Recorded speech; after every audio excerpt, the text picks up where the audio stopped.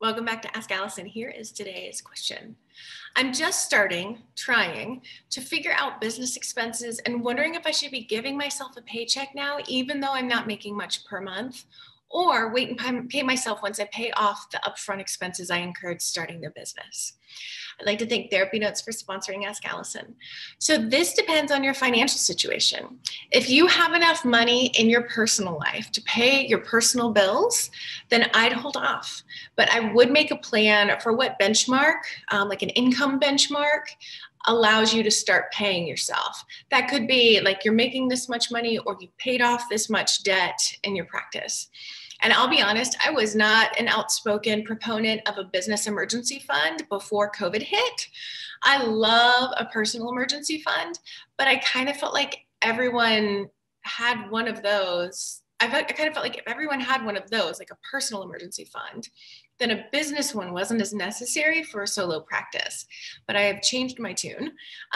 Since I think it was like around mid-March to May, early May maybe, I watched so many practices, their phone calls just like ground to a halt.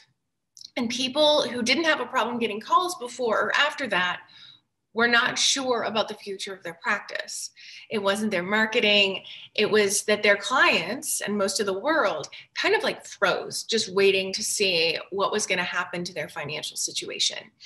The people who were established were generally okay, but the people who just gotten on a roll, they really struggled and lost a lot of confidence. They typically picked back up. The ones that I'm most familiar with are the people who are in the inner circle. And so we watched like all the phone calls stop, and then they came back up in like late spring, early summer. But all that to say, if they'd had both their personal emergency fund and a private practice emergency fund, there would have been a lot less money anxiety.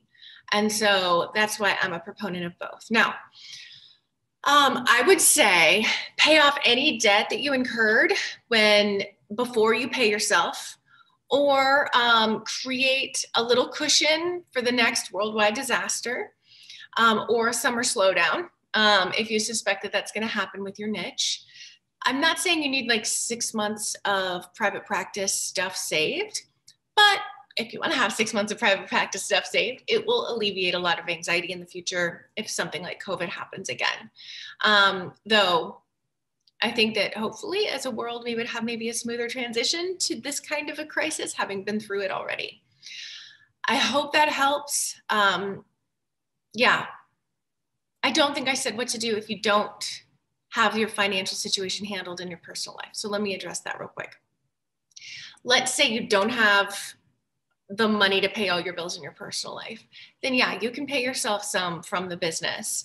I would just live so frugally in both your business and in your personal life so that you can make more money in order to get everything where you want it to be financially in both your business and your practice.